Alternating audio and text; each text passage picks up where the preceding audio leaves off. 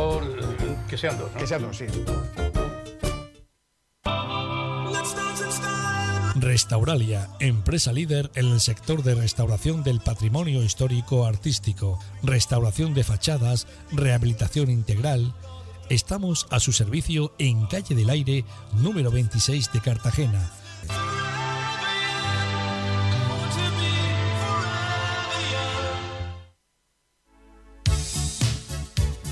Esta Navidad ven a vivir la magia al Mercado de Santa Florentina. Encuentra los productos más frescos, las delicias más irresistibles y los regalos más originales para sorprender a tus seres queridos. Mercado de Santa Florentina, tu mercado de siempre.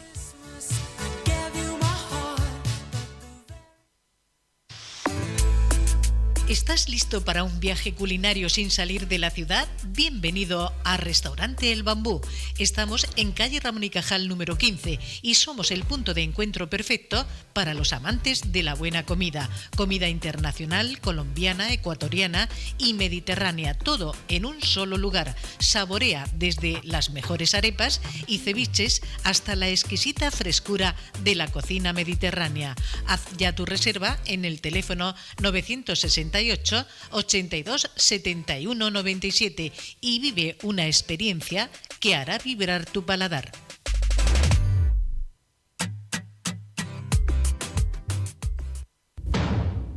Museo del Teatro Romano de Cartagena, una espectacular puerta de entrada a un magnífico legado de Roma en Hispania. Teatro Romano de Cartagena, ven y vívelo.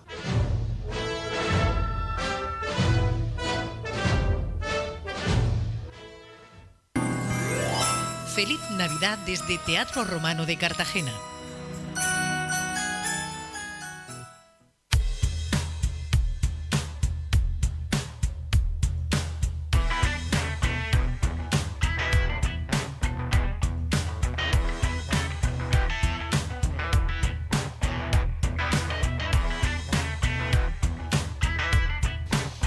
Buenos días. Hola, muy buenos días. ¿Qué tal? Bien, ¿y tú? De lunes medio fiesta, medio no. Lunes semifestivo. Hay gente que trabaja, hay gente que no. ¿Tú trabajas hoy? Aquí estoy. ¿No? Mira, pues oye, como decía mi tía, que lo sigue diciendo, que está viva, no la quiero matar. ¿De que ya no lo dice o qué? Sí, lo que pasa es que ya no trabaja. Claro. Pero siempre decía, Ahora la frase ha cambiado. No hay mejor lotería que el trabajo de cada día. Claro que sí.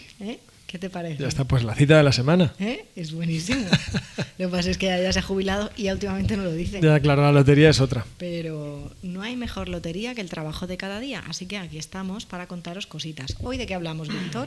De muchas cosas. Hoy vamos a hablar precisamente de dónde viene esta festividad que hoy celebramos, que en realidad es ayer, 8 de diciembre, y de otra... Bueno, es que hoy es fiesta en algunos sitios y en otros no, ¿eh? Sí. No... Y de otro motivo, de otro 8 de otro diciembre. motivo que no os voy a desvelar. Bueno, no, yo hoy me quedo en el siglo XVI, todo el rato. Venga. Menos en la cita que nos vamos a más. Tú te quedas en el siglo XVI y yo hoy me quedo en la inteligencia, porque hoy vamos a hablar de inteligencia. Fantástico, muy bien. Y no de inteligencia artificial. De inteligencia natural. Vamos a hablar de la inteligencia de toda la vida. La de toda la vida. ¿Vale? La de dar por casa. Bueno, pues vamos.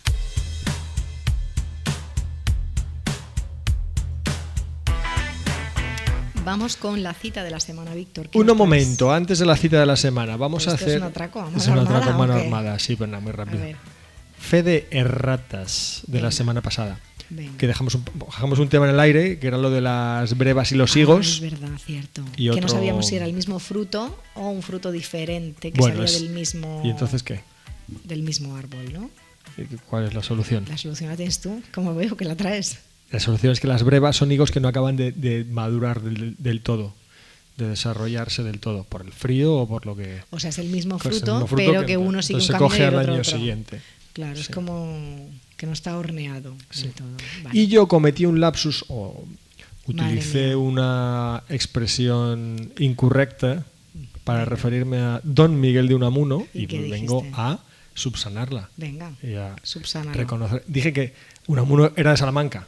Error. Bueno, Unamuno no era de Salamanca Pero por vivió en nacimiento. Salamanca. Vivió en Salamanca 40 años, Por eso, fue yo creo rector que de la universidad se 2 considera veces. salmantino, ¿no? Le hicieron hijo adoptivo, pero no era de Salamanca por nacimiento, que era bilbaíno. Entonces, bueno, ahí lo dejo que tenemos. Bueno, pero- ¿Sabes? Es que muchas de esas cosas nos las cuentan los oyentes, que como todavía no somos nadie, no tenemos haters. Entonces la gente que nos escucha, qué buena gente, y nos dice, Y nos corrige con amor. ¡imbécil! No Nos tienes corrige ni con idea". amor o Claro. no lo tienen en cuenta.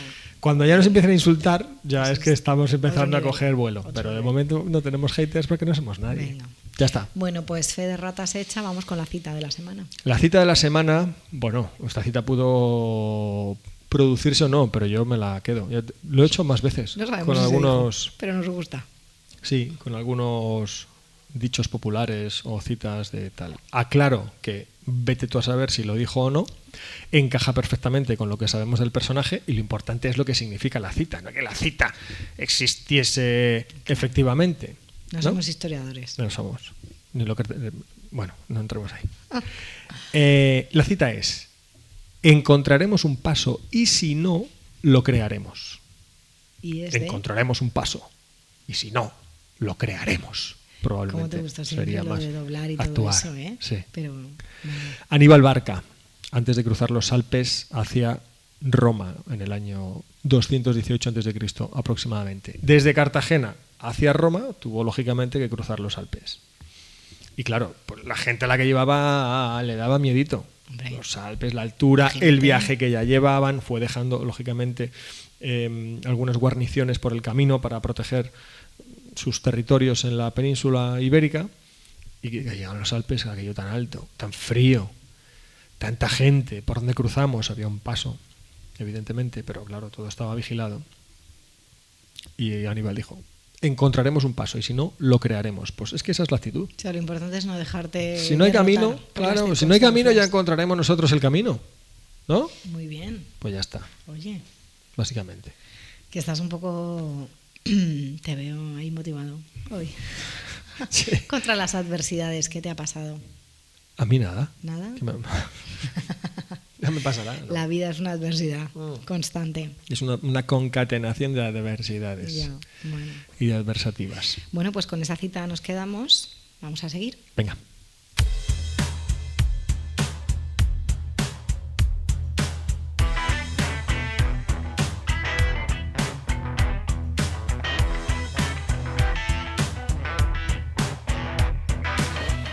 El dardo en la palabra. Hoy, ¿qué te cuento? Uy, qué Algo bien, sobre la inteligencia, probablemente. Bueno, me lo has adelantado. te cuento, sí, pero te he adelantado poco. El otro día me ocurrió que dije coeficiente intelectual. Vaya, fe de ratas, otra Estaba vez. hablando con unos amigos y dije, porque el coeficiente intelectual, y rápidamente mi amigo me corrigió y me dijo, no se dice coeficiente, se dice cociente. Muy Y bien. entonces yo me di cuenta de que no tenía claro si se dice cociente o coeficiente. Yo le dije, vale, muy bien, pero dije, oye, voy a dar una vuelta a esto. Abramos y voy a- una investigación. Y voy a traerlo Muy al bien. programa. Entonces, vamos con ello. ¿Qué te Vamos parece? allá, venga. Bueno, vamos a distinguir primero lo que es un cociente y lo que es un coeficiente. Ujú. ¿Vale? El cociente es el resultado de la división de dos números. Ujú. ¿Vale? Entonces nos cuenta cuántas veces está contenido el divisor en el dividendo. 10 entre 4. Claro, por ejemplo, si dividimos 8 y 4, nos da como resultado 2. 2. Esto quiere decir que 8 es el dividendo, 4 es el divisor y 2 es el cociente. El resultado El de esa resultado. división es el cociente. Vale. Que quiere decir que 8 tiene 2 veces al Cuatro. número 4. Y 4 veces al número 2. ¿Vale? Vale. Otro ejemplo. Otro, Quiero que quede otro, claro. por ejemplo. Si dividimos 21 entre 3, Ujú. el cociente sería 7, que es el resultado. Ujú. ¿Vale? Muy claro. Está aquí Está clarísimo. Bueno, pues ¿qué es el coeficiente? ¿Qué es? El coeficiente... No, ¿qué es? ¿Qué es? Quiero saber. Queremos saber. ¿Qué como Halloween? decía esta Vamos a ver. Nieves Herrero. El coeficiente es, en esencia, un factor, es decir, es algo que multiplica a otra cosa. Es decir, por ejemplo, si yo digo 5x o 5b, pues 5 es el coeficiente que multiplica X. x o que multiplica a b. Ujú. ¿Vale? Entonces, el Nada cociente que es el ver, resultado entonces. de la división y el coeficiente Claro, es lo que multiplica a otro cosa, elemento. ¿vale? Vale. Entonces, ¿cuál debemos usar si hablamos de cociente intelectual o coeficiente intelectual? ¿Cuál es el que debemos usar? Bueno, pues la primera persona que utiliza la expresión cociente intelectual fue el psicólogo alemán William Stern, allá por 1912. La primera persona del singular. Vale, o sea, ¿por qué me despistas así? Bueno, Me venía a jugar. venga. Y posteriormente fue otro psicólogo, pero esta vez francés, Alfred Binet, no sé si se dice Binet o... porque no No lo leo desde aquí. ¿vale? Se dirá probablemente Vale. Binet. El que usó el término y además, o sea, él lo que hacía era que calculaba el cociente intelectual de los niños que acudían a su consulta mediante la división, que era la edad mental de la persona dividida por su edad cronológica y multiplicando por 100 el resultado. La edad mental. ¿Vale? Entonces, por lo que el término apropiado más exacto es cociente, porque es una división. Lo que hacemos, cómo hallamos el cociente Luego intelectual con una vale, división. vale. Bueno, luego multiplica, pero... ¿Vale? Entonces, el cociente intelectual representaba una relación entre dos magnitudes, que es la edad mental, Ujú. ¿vale? Que esto es el concepto que introdujo Alfred Binet, y la edad cronológica de una persona. Ujú. A mayor puntuación, mayor capacidad intelectual en comparación con quién, con sus iguales, ¿vale? Con la gente las personas de su misma edad. O sea que 100 estás en tu edad. 100 estás en tu edad. Sí, ¿no? Claro, Si 100 das estás 100 en tu edad. de cociente intelectual. Claro. Tienes 30 años de edad Puedes mental, estar por encima o 30 por años de debajo. edad cronológica, 30 entre 30, 1 por 100, 100. Entonces, 100, ¿no? ¿A qué hemos venido? A jugar, ¿A jugar? claro. Pues vas a jugar tú solo. Yo contigo no voy a jugar hoy. Bueno, déjame, que te sigo diciendo, ¿vale? Entonces, no, el término nunca fue coeficiente, sino que fue cociente, ¿vale? ¿Por qué? ¿Por qué más he investigado? Si es que estoy dando No, si es que aquí hay miga. Aquí hay miga. A ver. No te inventes cosas tampoco, ¿eh? Quiero decirte. Si Venga, ya lo tienes. déjalo hasta aquí. Bueno, hoy el caso es que el tema del cociente intelectual hoy pues ha cambiado mucho porque ha habido, pues, o sea, ya no se usa exactamente todo como se usaba con Binet y con Stern y todo ha evolucionado. Pero yo digo, ¿y por qué esta confusión? Si No, ¿y por qué? Esta confusión, porque efectivamente. Bueno, pues es verdad que si te vas a la web de Fundeu, ¿vale? Fundación del Español Urgente. Fundación del Español Urgente. Bueno, es que esa tienes que tenerla, la tengo yo en favoritos ahí en la barra de... Vale. ¿Y por qué el español urgente? Porque son dudas como... Así, Sí. rápido. Venga.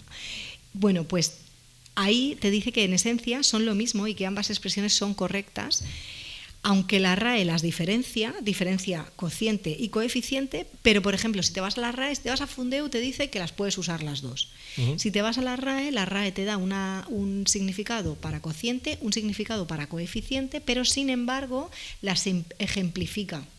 En el ejemplo que te pone cuando habla de cociente o cuando habla de coeficiente, te pone coeficiente intelectual o cociente intelectual. Ujú.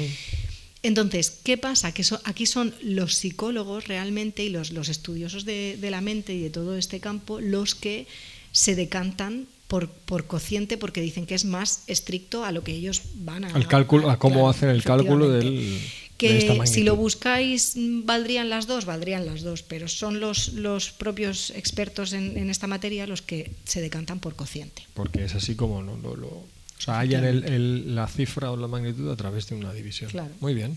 ¿Vale? Pues ya sabemos una cosa más, o sea, que se pueden decir las dos. Se pueden decir las dos, pero Preferible cociente. preferible cociente. Pero vale, ok. ¿Vale? Muy bien. Realmente los psicólogos dicen que para ellos es cociente, Vale. pero los estudiosos de la lengua te admiten las dos. Por lo tanto, ¿qué hacemos? Pues lo que nos dé la gana. Como siempre. Pero bueno, que está bien, porque yo no tenía ni idea, ¿eh? O sea que gracias a mi amigo, Gracias, a mi amigo. amigo Alejandro, que además voy a decir el nombre porque es súper, súper, súper fan de nuestro programa. Con cara y ojos, muy bien. Sí. Y fue él el que me abrió el camino entre cociente y Gracias, coeficiente. Alejandro. Así que nada.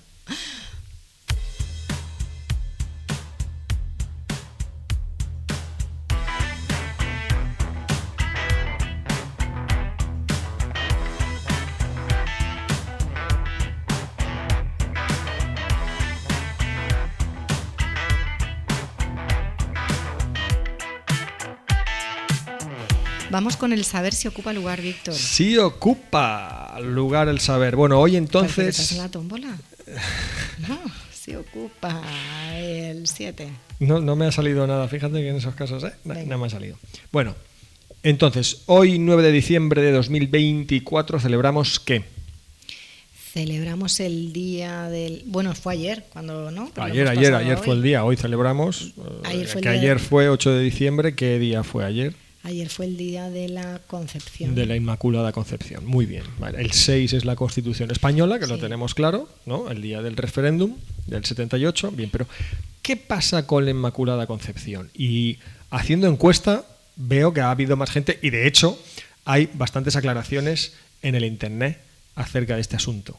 Porque la fiesta es la Inmaculada Concepción de María o la Inmaculada Concepción de la Virgen. Sí.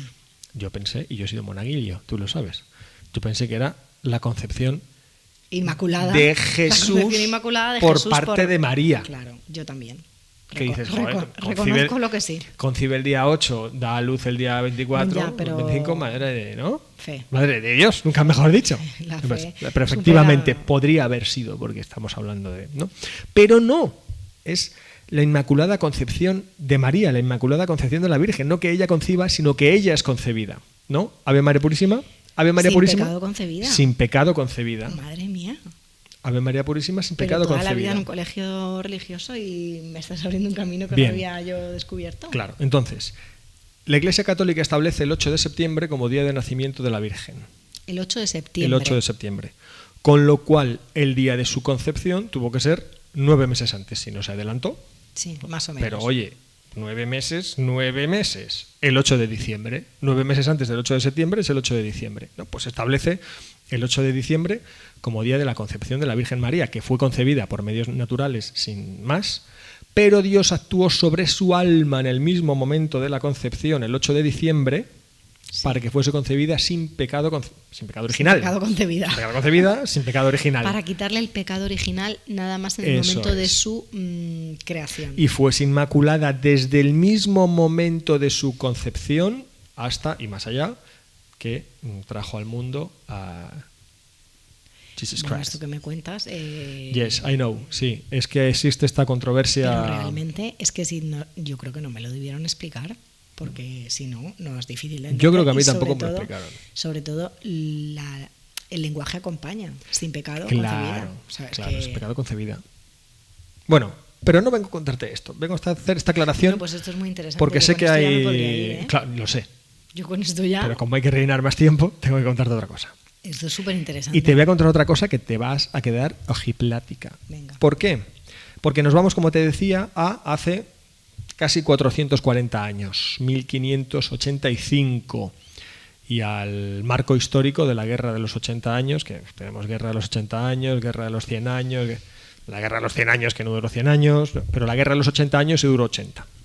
Y nosotros la conocemos como la Guerra de Flandes, ¿vale? Para España fue la Guerra de Flandes.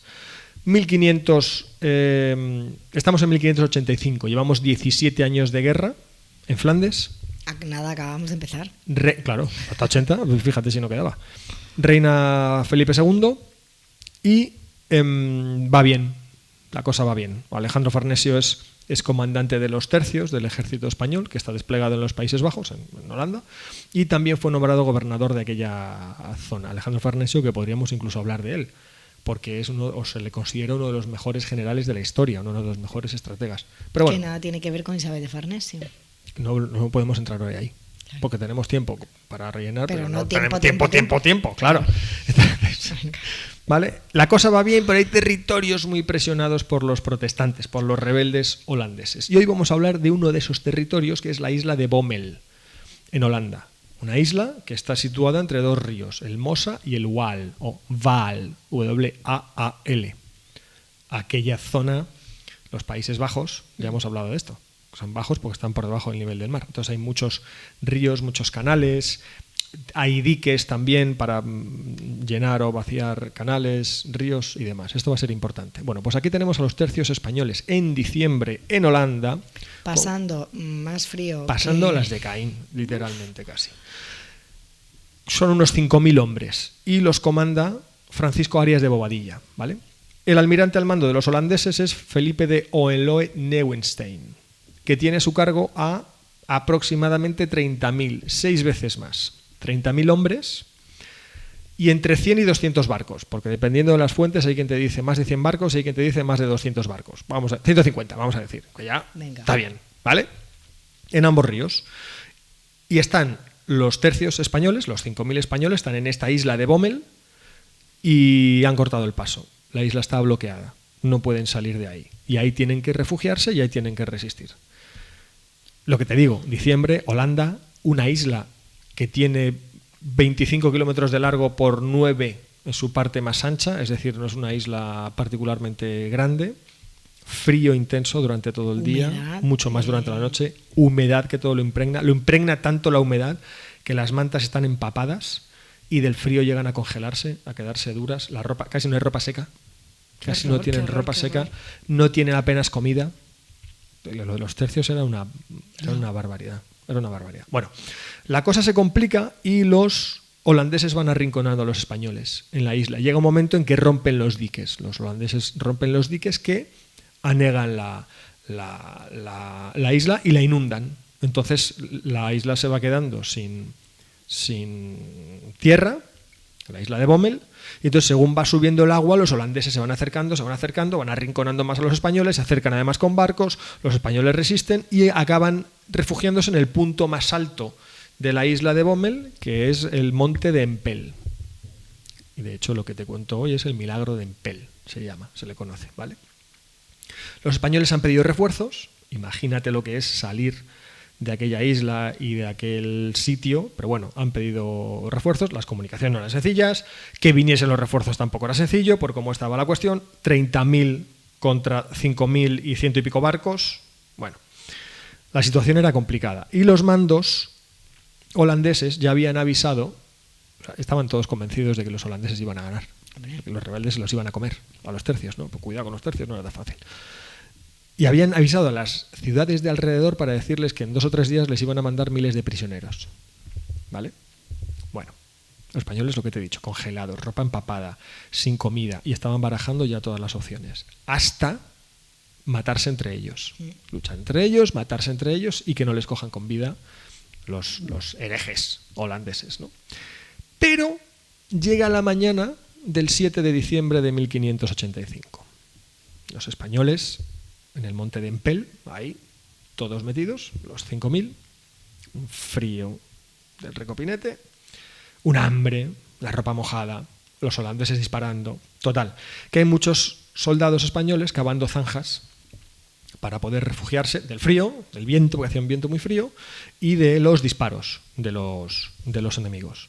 Y llega un momento en que uno de los soldados que está cavando la tierra, imagínate, entre húmeda también, y choca contra algo duro. Tenemos efectos de sonido. Efectos de sonido. Bueno, choca contra algo duro, pero es duro que no era roca, ¿no? Dice, uy, ¿qué es esto? ¿Qué es esto? Acaba de desenterrarlo 7 de diciembre y se da cuenta de que es una imagen de la Virgen, un cuadro de la Inmaculada Concepción. ¿Qué me dice? Lo sacan, los españoles, claro, muy devotos, además era una guerra religiosa esta, fundamentalmente. No tenían a qué agarrarse para conservar la esperanza y dijeron, esto es una señal divina. Hombre. Esto es que el cielo nos va a ayudar, ¿no? Entonces avisan a Bobadilla, Francisco Arias de Bobadilla, el comandante de los tercios, el maestre de campo, allí en Empel, en la isla de Bommel, y al sacerdote que viajaba con ellos. Entonces el sacerdote dice, efectivamente, esto es una señal divina, vamos a rezar. Entonces se ponen a rezar todos a la Virgen, levantan también un pequeño altar y ahí se pasan el día rezando por turnos y tal. Y Bobadilla decide que esto ha sido una señal y que van a lanzar un último ataque contra el enemigo, que sea lo que Dios quiera o lo que la Virgen quiera, que los iban a matar a todos, pero que antes de que los mataran, o a la vez que los mataban, ellos iban a llevar por delante a todos los holandeses que pusieran. Que pudieran. Que se le pusieran por delante. Madre de Dios. Fe de ratas. Y todos, bien, vale, de acuerdo. Muy bien, estupendo. Y ese mismo día, 7 de diciembre, llega una oferta de rendición por parte de los holandeses. El general, uno de los generales, no el Oenloe este que te he dicho antes, el que estaba comandando el ataque, le manda a Bobadilla una oferta de rendición. Qué raro. De rendíos, venís como prisioneros. Pensaba que era rendición. Claro, no, rendíos, venís como prisioneros, tal. Y la respuesta de Bobadilla es ya famosa en la historia de España. Dijo, los infantes españoles prefieren la muerte a la deshonra. ya habrá tiempo de hablar de capitulación tras la muerte, después de muertos, ¿no? Los tercios. Vamos. Bueno, llega la noche del 7 al 8 de diciembre. El 7 ha aparecido la Virgen, altarcito, rezos. Noche del 7 al 8 de diciembre. El combate se detiene, algunas escaramuzas, probablemente los españoles y los holandeses se retiran a tratar de descansar. Imagínate el descanso con la humedad, el frío, sin comida. Bueno, la cuestión es que esa noche se levanta un viento gélido, un viento helado, muy raro. Nunca había hecho tanto frío en los días que allí llevaban y de hecho nunca había sucedido esto en los últimos años en la isla de Bommel, y cuando sucedía en los meses de enero y febrero. ¿Qué pasó? Que del frío que hizo esa noche del 7 al 8 de diciembre, que apareció la imagen de la Virgen, el agua del río se congeló. ¿Y los barcos? Y los barcos, unos tuvieron que escapar y otros quedaron atrapados. Y los españoles dijeron, esta es la nuestra. Vamos a aprovechar el hielo para atacar. Y efectivamente, en la madrugada del día 8 de diciembre, atacaron sobre el hielo.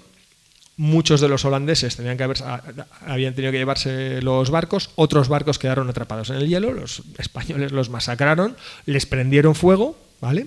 Y esa victoria que consiguieron el día 8 fue importantísima. No solamente eso, sino que al día siguiente, el 9 de diciembre, hoy, hace 439 años, dijeron otra, que tenemos que ir a por ellos. Y se montaron en las barcazas, porque el hielo se había descongelado. Las barcas de los otros. Las barcas de los españoles, ellos tenían también. Y se había además descongelado, parece ser, ¿no? Extrañamente rápido el hielo. Los holandeses, al ver llegar a los españoles, muchos huyeron, terminaron huyendo. Lo que querían los españoles era acabar con dos fuertes que habían construido los holandeses a dos lados del río Waal, si no me equivoco, de uno de los dos ríos que rodeaba la isla de Bommel. Y según huían los holandeses, y esta es otra de las frases famosas de aquel día, según huían los holandeses decían que Dios debía ser español por haber obrado tan grande milagro. O sea, es que no se rindieron porque no quisieron, ¿no? Y desde entonces, desde ese día, la Inmaculada Concepción fue tomada como patrona de los tercios españoles y después pasó a ser la patrona de la infantería del Ejército de Tierra, desde 1892. Interesante. Así que fíjate, casualidad y coincidencia, el milagro de Empel, el 8 de diciembre. Casualidad, coincidencia o a lo mejor el milagro que El milagro. Yo el milagro. creo en los milagros. Pues O en las cosas que no tienen explicación. Muy No bien. todo tiene que tener explicación, ¿eh? No, claro, ¿por qué? Pasa Qué que nos bueno. empeñamos en buscarla. ¿Te ha gustado? Bueno, me ha encantado esta historia. Sí, súper guay. Bueno. ¿Tú has visto una peli sobre esto? No, ¿Yo? no tiene peli esto, ¿no? ¿Tiene peli? Pero dime tú, si no tiene. Tiene trilogía esto. ¿Qué película? Que si la han hecho, te pregunto. No, Ah, ¿por qué? Vaya esto a saber, ¿no? pues no lo sé, que le estás dando una idea a algún guionista. Joder, no me digas. Pues la verdad que es una No me digas. super película. Bueno, pues ahí regalamos, ¿no? Esta idea. Idea regalada, sí.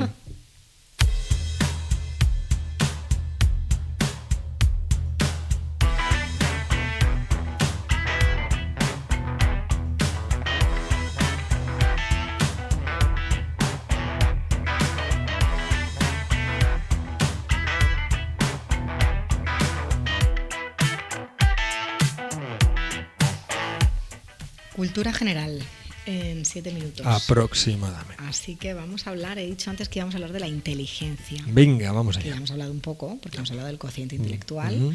¿vale? Pero vamos a seguir hablando de la inteligencia, porque cuando hablamos de inteligencia, el mundo se divide principalmente en dos. ¿Listos? No. Y más no. No. Los que creen que la inteligencia es unitaria, ¿vale? Se divide en dos así a grandes rasgos, ¿eh? Que ya alguno, Los que pero creen- ¿cómo lo divides en creen que dos? es Porque hay muchas trinitario. teorías. No. Yo he querido, para lo que quiero contar, lo he querido dividir en dos, que para mí es como realmente, también cuando este mundo que me gusta mucho, ¿Qué lo mundo? veo, el de la inteligencia. Soy muy fan de la inteligencia. Soy muy fan. Bueno, no Una cosa que me ha gustado a mí de toda la vida. No. Bueno, en fin. El mundo se divide en dos cuando hablamos de inteligencia, ¿vale? Que es la los natural que y creen la que la artificial. inteligencia es unitaria y los que creen que la inteligencia es múltiple. Múltiple. ¿Vale? Es decir, que no es una única capacidad, sino que se trata de un conjunto de habilidades o aptitudes independientes entre sí. ¿Vale? Yo estoy a medio camino.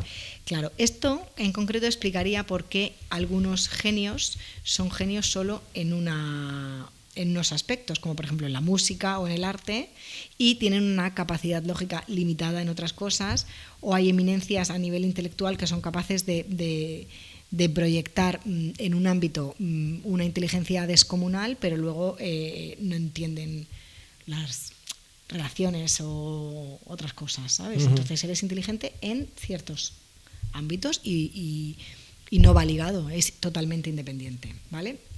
Hemos hablado antes del psicólogo Alfred Binet por haber sido el creador de la primera escala de medida de la inteligencia, ¿vale? Él sí que consideraba que la inteligencia era una capacidad única, o eras, ¿sabes? O sea, la inteligencia se podía medir porque era analizando cosas, pero era única, eras inteligente de más o de menos, o normal. No destacabas especialmente en un campo o en otro. ¿Vale? Entonces, el cociente... Esta es otra cita apócrifa, creo, y de hecho parafraseo, y no sé si era este exactamente el ejemplo que ponía, pero se le atribuye a Einstein algo así como decir: si evalúa usted a un pez por su capacidad para subir a un árbol, le parecerá un inútil, ¿no? Claro. Bueno, pues nada, es que quiero dejar eso puntualizado ahí. Bueno, el cociente intelectual es una medida relativa de la inteligencia, porque su significado solo tiene comparación, o sea, solo se entiende si lo comparamos con el resto, ¿no? Entonces, cuando hablábamos antes del cociente intelectual y hablando de Alfred Binet, se establece que la inteligencia sigue una distribución normal en la población, que es justo lo que decías tú, en una puntuación de 10 y tiene una desviación típica de 15. Es decir, si tú, o sea, 115 o 85, perdona, 85, justo, o sea, se consideran como inteligencias de la media, ¿no? Las normales, entre comillas, no me gusta decir normal, pero las más habituales, ¿no? Entonces, efectivamente, 85 y 115, ¿vale? Por debajo de 85 y hasta los 70 podría ser una inteligencia límite, y por encima de los 115 y hasta los 130 una brillantez. Ya, si bajamos del 70 y superamos el 130, ya estamos hablando de excepcionalidades, ¿vale? Bueno, pues como en el otro lado a esto, ¿no? Esto es los que nos decía Alfred Binet y los que consideran que la inteligencia es unitaria, ¿no? Y lo miden por el cociente intelectual. En el otro lado a esto, que comentábamos que el mundo se divide principalmente en dos, los que piensan en la unitaria y los que piensan en las múltiples, pues tenemos que hablar de Howard Gardner, que ha sido la figura más crítica con la idea de esa presencia de una única inteligencia y el hecho de que ésta pueda medirse a través de un cociente intelectual. Y es Howard Gardner, para los que no lo conocéis, es el padre de las inteligencias múltiples, ¿vale? Para él la capacidad intelectual y el desempeño son como un conglomerado de habilidades mentales comunes en todos y en mayor o menor medida en cada una de las personas, ¿no? Estableciéndose pues que depende o sea, la inteligencia en diferentes contextos, ¿no? En diferentes temáticas. Por lo que para él los test de inteligencia no sirven, porque claro, te miden un aspecto, dos aspectos, global, claro. Y no se han tenido en cuenta, no se tienen en cuenta el resto de herramientas. ¿A un superdotado musical se le considera, ahora que se habla esto de las altas capacidades o tal? No, eso no se mide. Bueno, la inteligencia espacial, pero la inteligencia numérica. Howard Gardner, sí, yo te digo en la vida habitual, claro, en tu vida normal, claro. O a alguien que dibuja y pinta como...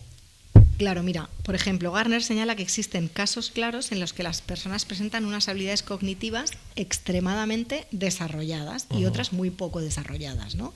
Que es el caso de los savants. ¿Tú sabes lo que son los savants? No. Pues te lo voy a explicar. El síndrome de savant es también llamado el síndrome del sabio y es una patología en la que las personas con discapacidad en su desarrollo o lesiones o enfermedades cerebrales presentan como imagínate, como islas de espectacular habilidad, ¿no? Entonces ellos pueden, o sea, tienen una discapacidad, pero a la vez una superhabilidad en otra cosa. Destacan por encima del resto.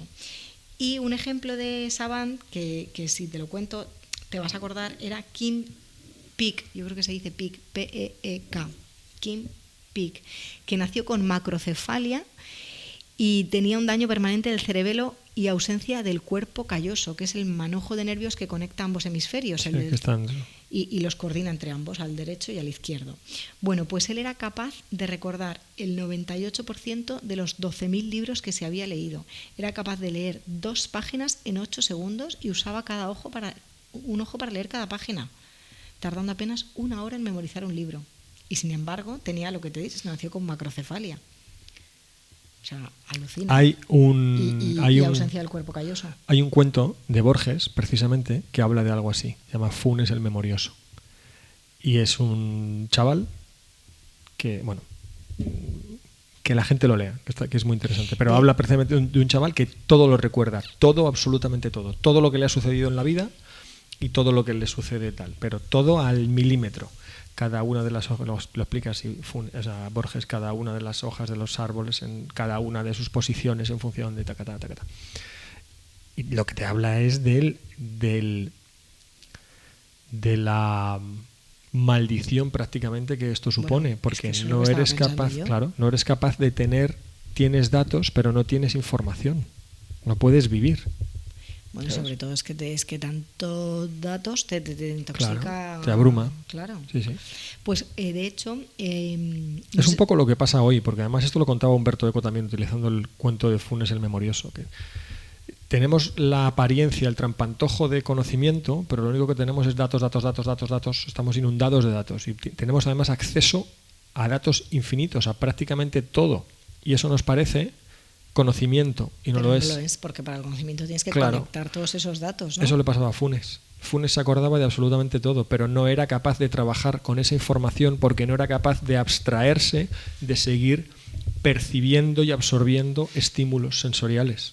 Entonces no tienes tiempo para la reflexión, toda esta información que yo tengo aquí acumulada voy a convertirla en conocimiento o en tal. Él no podía, porque ahora mismo estaba viendo cómo te bebes el agua, escuchando cómo la tragas, cómo la dejas, cómo colocas, cómo pones los dedos, cómo no sé qué, el ruido que hace el vaso al colocarse. Entonces, ese vaso no es el mismo que el que tengo yo. Un poco ahora como la intoxicación que tenemos de totalmente datos, internet, redes por ahí va, sociales y está todo explicado ya. Está todo explicado, si se sabe buscar. Bueno, pues este del que te cuento, este Kim Peek, en él, ¿tú te acuerdas de la película Rain Man? Claro. De 1988 Dustin con Dustin Hoffman y Tom Cruise. Pues el personaje que interpreta Dustin Hoffman está inspirado en este señor. Para que veas. Sí, muy bien. Muy bien, venga, continuamos. Bueno, vamos a volver a Gardner, ¿vale? Él hace una clasificación de las inteligencias en 8 tipos y afirma que todas las personas son dueñas de cada uno de las 8 clases de inteligencia, es decir, todos tenemos esas 8 inteligencias, aunque cada cual pues destaca más en una o en otras, y no siendo, fíjate lo que te voy a decir, no siendo más importante una que otra, que es a lo que se le ha dado siempre, ¿no? Y de hecho es lo que en mi opinión mide el informe PISA, por ejemplo, ¿no? Que se centra mucho en las matemáticas, la lengua y dónde están el resto de cosas que sirven casi más para ser adultos. Ese es otro tema exitosos. En el que no vamos a entrar tampoco porque no tenemos tiempo, pero ese es otro tema. Claro. Bueno, pues él además... a mí me gustan, yo soy súper también de toda la vida de Howard Gardner. Claro. Soy súper fan de Howard Gardner, porque él además apela lo que te he dicho del informe PISA, con el que yo pues tengo mis recelos, pero él apela a la necesidad de un cambio en el paradigma educativo, ¿no? Ya que es verdad que en las clases lo que se ofrece es contenidos y procedimientos enfocados a evaluar los primeros tipos de inteligencia, los que hablábamos de lengua, matemáticas, pero ¿qué pasa con el resto? Se deja de lado. Entonces él lo que llama es a un cambio en la educación, ¿vale? Pero además el propio Gardner, pues en su propuesta, o sea, él dice, yo hago esta clasificación, ¿vale? Pero estoy abierto a otras clasificaciones. Esta es la clasificación que yo he creído más adecuada, pero si hay otras, bienvenidas sean. No vamos a cerrarnos a esto. ¿Vale? ¿Y qué le han contestado? Pues, por ejemplo, Daniel Goleman plantea la inteligencia emocional y le da muchísima importancia, ¿no? Como la capacidad de identificar, gestionar, modificar, manipular las emociones nuestras, las ajenas, etcétera. Algo así yo lo entiendo como una inteligencia social, porque el que tiene esta inteligencia emocional es mucho más inteligente socialmente. Pues dime tú si eso no es importante. Pues para Garner lo más importante es entender las inteligencias como procesos paralelos y totalmente independientes. Tú puedes destacar en un campo y no destacar en el otro. Y lo del síndrome de Savant viene a confirmarlo. Y luego, además, obviamente, a mí me gusta, ¿no?, lo que dice él, de la clasificación es esta, pero ojo, no nos cerremos a ella, ¿no? Muy bien. Mente abierta, siempre. Mente abierta. Howard. Entonces, bueno, vengo a romper una lanza en favor de Howard Gardner. El bueno de Howard. El pato Howard, ¿te acuerdas de esa peli? El pato Howard. ¿El pato Howard? ¿No lo has visto? Sí, es verdad. Es de los 80 o los 90. Es un pato extraterrestre que baja a la Tierra. Me acuerdo. Sí. Pues mira, y hoy no lo he traído, pero a lo mejor el próximo día traigo una cita de Howard Gardner que tengo. Yo tengo uno de sus libros de inteligencias Tráela, múltiples, maldita sea. que me Tráela. encanta, y tengo ahí unas cosas subrayadas y yo creo que... Pues tráela, claro que sí. Bueno, no me quieres abrir este melón, ¿eh? Te estoy Joder, viendo... no, es que este melón es para hacer varios programas seguidos. Este melón... Y porque además es un tema que me toca las narices, especialmente. Vamos a establecer que la inteligencia es esto. ¿Es tener un cociente intelectual por encima de 130? Claro. ¿O es destacar en estos Es ámbitos? que hay grandes artistas de la historia que no hubieran sido considerados... Bueno, el otro día leí, buscando toda esta información, leí que Marilyn Monroe tenía 160 y algo. Sí. Me quedé muerta. Más que Einstein tenía 145, una cosa así. 160 y algo, no lo sabía yo. Sí. Pero también son, si no me equivoco, te hablo de memoria, son números que hay que coger con pinzas porque se hallaron con esas metodologías que estabas explicando tú antes, ¿sabes? Yo establezco, porque es lo de... O sea, el kit de la cuestión en lo que estabas contando antes, del cociente que decían estos dos señores de la edad mental entre la edad biológica. Bien, ¿y cómo establezco yo la edad mental? ¿Cuáles son las pruebas que yo hago para establecer cuál es la edad mental de esta persona? Esa es la cuestión. Bueno, y sobre todo, ¿de qué me sirve? ¿No? Es decir, estábamos hablando de Marilyn Monroe. Y además que eso no estamos hablando de edades mentales. O sea, ¿cómo calculas tú la edad mental de la capacidad para la pintura de Velázquez, de la capacidad para la música de Mozart? ¿Cómo que? Es que eso no es... ¿Sabes? No se trata de edad mental, se trata de capacidad, facilidad o no lo sé. Pero y fíjate lo que te digo, o sea, si Marilyn Monroe era cierto que tenía un cociente intelectual por encima de 160, terminó suicidándose. Sí, claro. O sea, ¿qué me permite a mí desenvolverme con mayor éxito? Y no me refiero a éxito como fama, sino como capacidad para conseguir lo que me propongo en la vida y ser una persona... completa, realizada, feliz, etcétera. ¿Qué me aporta más? ¿Un cociente intelectual de 160 o otra cosa? O a lo mejor habría que haber desgranado las inteligencias múltiples de Marilyn Monroe y ver porque indudablemente destacaba. Ese cociente intelectual está establecido, calculado a partir de los resultados en determinadas pruebas que se circunscriben a determinadas disciplinas, que pueden ser los números, la capacidad espacial, la capacidad de utilizar lingüística. No lo sé, ¿vale? Pero es que luego hay otras capacidades, la de gestión emocional, la relacional, interpersonal, ¿no? Pues yo soy listísimo en matemáticas, pero luego no soy capaz de aceptar que no hay en la panadería el pan que yo quiero y eso me produce una frustración y un enfado de 3 horas, joder, pues soy muy listo para las matemáticas, pero tengo otros problemas que solucionar. Entonces, a ti te dicen, joder, como eres listísimo para las matemáticas, y pongo este ejemplo por seguir con él, ya eres superdotado, o eres altas capacidades, Bueno, o eres... superdotado es verdad que es un término No lo sé, que me se da está igual, intentando eres lo que sea. Es que eliminar. pongámosle la etiqueta que queramos porque me va a dar igual la etiqueta. Lo que quiero decir es, eres X cosa, porque sumas muy rápido de cabeza. Ya, pero es que no sé manejar las relaciones con las personas, por ejemplo. la frustración, la tristeza. ¿De qué me vale? Me vale para algunas cosas, pero hay otras del día a día que no soy capaz de manejar. Igual que el que es muy bueno para las relaciones interpersonales o la gestión de las emociones y no sabe sumar ni multiplicar. Quiero decir que es que hay muchos factores, pero cuando a ti te dicen tú eres listísimo porque sabes hacer esto, pero luego no sabes hacer otras muchas cosas del día a día, ahí se produce una disonancia cognitiva que tú dices, ostras, a ver si no soy tan listo. Y vienen los problemas. Claro. Es que la gente no te está viendo. Claro, es que hiperventilas y vienen los problemas. Joder, si yo era listísimo. Ya. Y me enfado porque no queda zumo de naranja. Pues no sé si soy tan listo. O sí. O, qué sé. Efectivamente, ¿no? Hay que ver. Continuemos. Hay que ver que te enfada. No te enfades. No, no me enfado. Bueno, lo que también dice Garner es que todas Las tonterías me o sea, sulivellan. que todas estas inteligencias múltiples se pueden trabajar. Claro. ¿Sabes? Que tampoco hay que...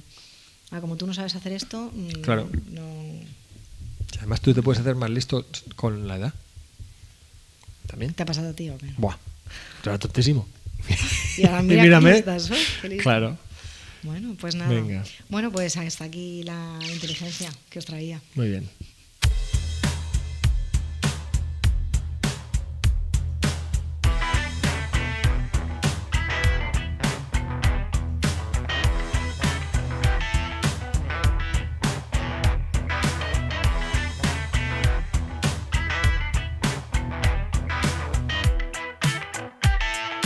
Vamos a conocer algún español hoy, Víctor. Vamos a conocer a Jerónimo.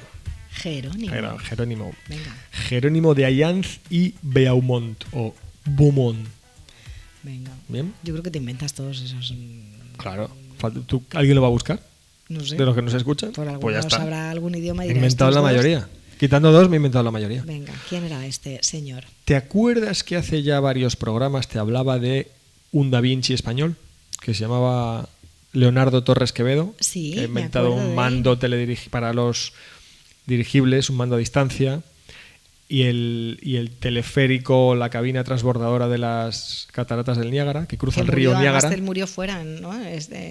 Pues no te sé decir ya dónde murió.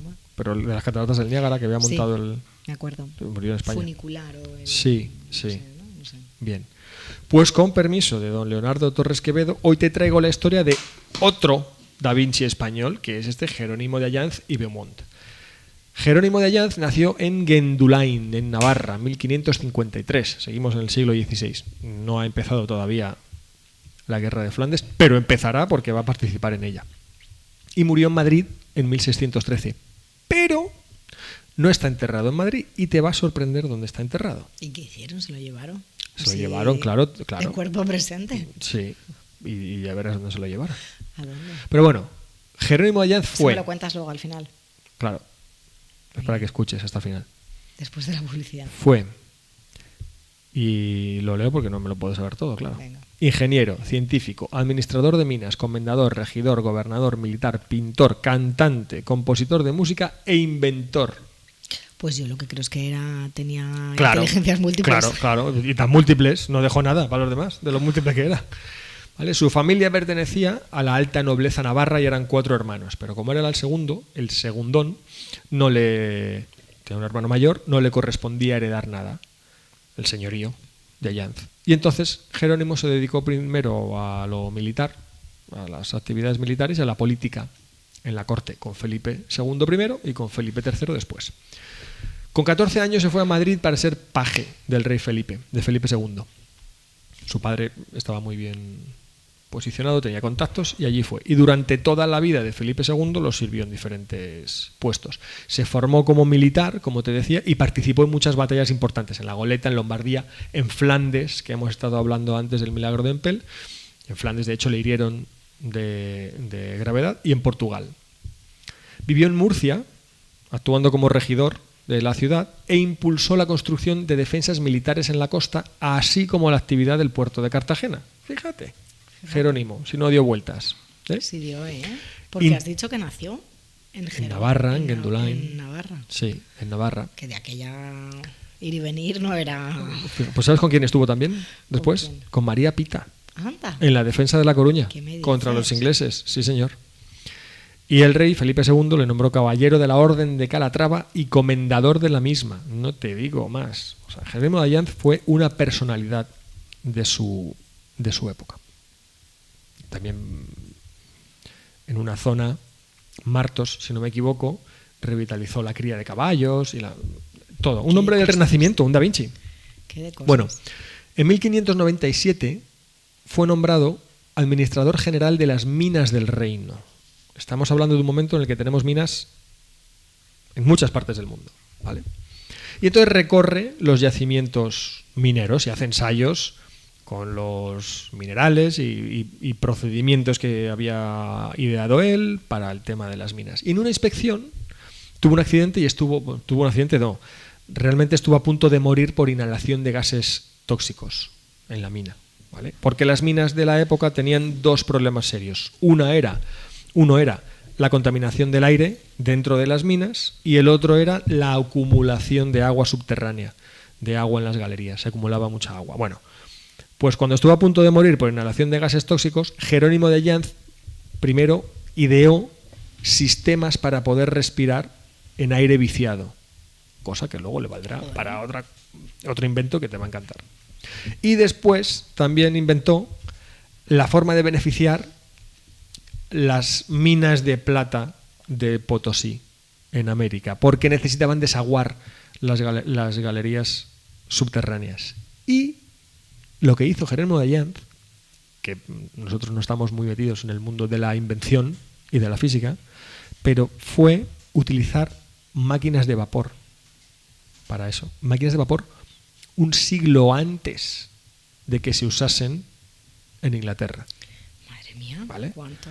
Primero, lo que inventó primero para sacar el agua fue un sistema de desagüe mediante un sifón con intercambiador, ¿vale? Entonces, el agua acumulada se iba saliendo con el sifón, tal. Bien, fantástico. Muy bien. Además, este tema del sifón supone la primera aplicación práctica del principio de la presión atmosférica, que no iba a ser determinado científicamente hasta medio siglo después. O sea, un adelantado a su tiempo. Dime si no es Da Vinci. Vale. Esto ya solamente es prodigioso. Pues no se queda ahí. Por lo que te digo, por el tema del uso de las máquinas de vapor. Que la fuerza del vapor de agua realmente se llevaba usando miles de años, porque ya en Alejandría, en el siglo I, Herón con H y tilde en la O, había desarrollado varios inventos con vapor de agua, y entre ellos las primeras puertas automáticas, unas puertas que mediante un sistema bajo tierra de agua que se calienta con fuego y un sistema de poleas, pues las puertas se abrían solas. Primeras puertas automáticas de la historia, siglo I, ¿vale? Bueno, pues lo que hizo Jerónimo de Allanz fue emplear la fuerza del vapor para propulsar el agua subterránea que se había acumulado en las minas, un fluido, por una tubería y sacarla fuera de las minas en un flujo continuo. En términos científicos, lo que hizo fue aplicar el primer principio de la termodinámica que se definió 2 siglos después, ¿vale? En un sistema abierto. ¿No conocemos a este señor? Claro. Parece hasta mal, de mal Claro, gusto. a eso vamos, ¿vale? Esto lo usó también en la mina de Guadalcanal, en Sevilla, que fundó una compañía minera allí. Las minas se habían inundado, estaban inservibles, llevaban un año sin poder usarse. Cogió unos socios y montó una compañía minera. Esto mismo es lo que te digo, es que claro, a mí me llama mucho la atención las cabezas de los inventores, precisamente, por esa capacidad de aplicar en la práctica lo que tienen en la cabeza y cómo van hilando luego una idea con la otra, porque el sistema Eso sí es conocimiento. Claro, eso es conocimiento. No funes el memorioso y tener muchos datos y acumularlos. Entonces, lo que te decía de respirar en aire viciado para respirar en las galerías, en las minas, lo va a utilizar después para otra cosa. Pero este mismo sistema de desagüe de las aguas subterráneas de las minas, ese efecto similar, lo utilizó para enfriar aire por intercambio con nieve y refrigerar el interior de las minas. ¿Qué había inventado Jerónimo de Allanz en el siglo XVI? ¿El aire acondicionado? El aire acondicionado. que además, de hecho, los estudiosos y los conocedores de Jerónimo de Allanz, para quien le interese, no hace falta leer ningún libro, hay muchos vídeos en YouTube. Lo que dicen que una de las grandes diferencias, y no seré yo quien vaya a denostar aquí a Leonardo da Vinci, pero es cierto que a Leonardo da Vinci le pasan diferentes cosas. Entre ellas que tenía muchos inventos únicamente diseñados en la teoría, hasta donde sabemos. Jerónimo había utilizado muchos en la práctica. De hecho, utilizó esto en su despacho en Valladolid, porque luego se fue a Valladolid, en 1601. La corte se traslada a Valladolid y se va a Valladolid. Y utiliza este aire acondicionado en su despacho en Valladolid. Se va a Madrid en 1599 y ahí empieza con experimentos metalúrgicos y tal. Y entonces propuso también, y esto no se lo aceptaron porque dicen que estaba como adelantado a su tiempo, dice que ni lo entendieron ni lo aceptaron, un sistema económico, ¿vale?, para la industria metalúrgica, un sistema económico basado en la liberalización de las minas, la organización del trabajo, la rebaja de los costes de explotación y la creación de escuelas especializadas de minería. En aquel momento las minas eran muy importantes y decía, bueno, vamos a establecer un sistema organizado alrededor de esto. Nadie entendía nada y dijeron, me está usted hablando de viajar a Marte. ¿Qué dice? Claro, bueno, tal. Lo que te decía, se van a Valladolid, la corte se traslada a Valladolid en 1601 y allí se va Jerónimo de Allanz, ¿vale? Y en Valladolid es donde él desarrolló muchos de sus inventos, que murió con más de 50 patentes o privilegios de invención, que se llamaban entonces, ¿vale? Y allí lo que te digo, en Valladolid inventó muchas cosas, y entre ellas, redoble de tambores, con un montón de efectos, ¿vale?, el traje de buceo. ¿Qué me dices? El traje de buceo a inicios del siglo XVII.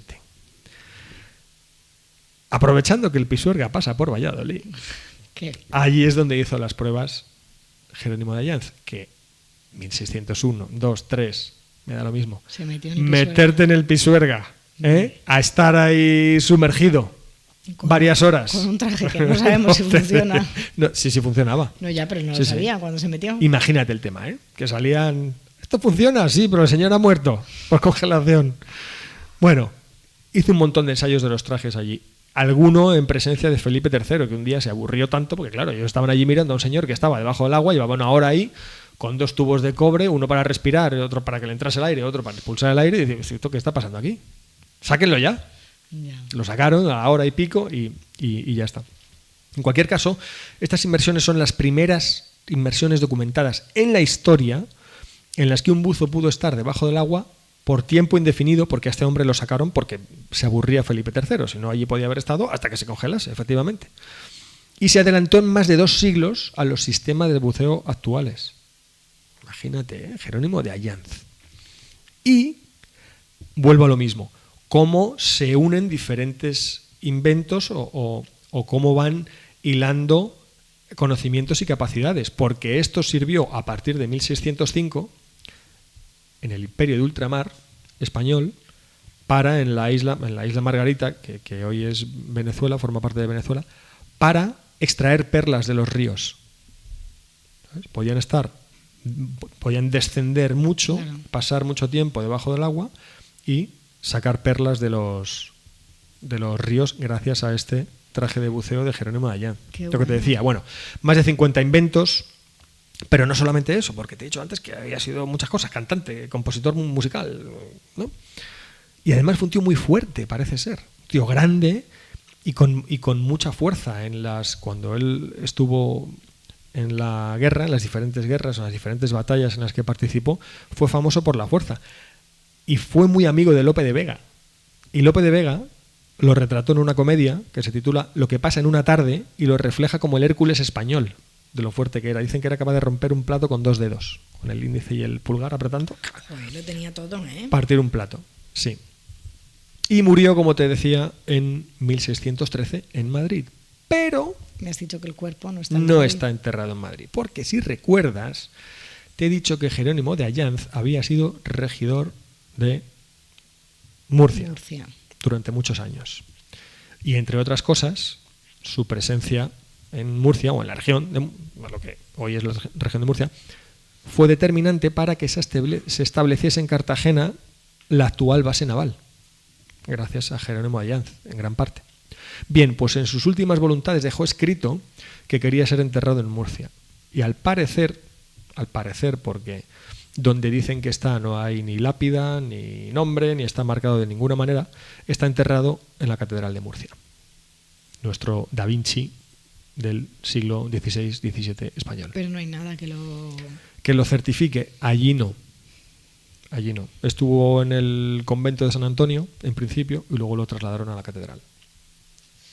Bueno, pues qué vida tan completa tú, Sí. y qué inteligencias tan múltiples. Absolutamente múltiple. Si lo conoce Howard Gardner a este, madre mía. Pues sí. Qué Jerónimo bueno. de Allanz y Beaumont. Qué bueno, pues muy bien. Pues Muy hasta bien. aquí el programa. Yo Pues creo que hasta ya hemos aquí. hablado un montón de cosas, ¿no? De todo. Ya. Esperamos que os haya gustado, que os parezca interesante, que Y si no, hay muchos otros. Os buscáis y os ponéis otro. Que habrá alguno que os en este hemos interese. hablado de cosas Sí. chulis y en todos. Bueno, muchísimas gracias. Besos a todos. Chao. Nos vemos.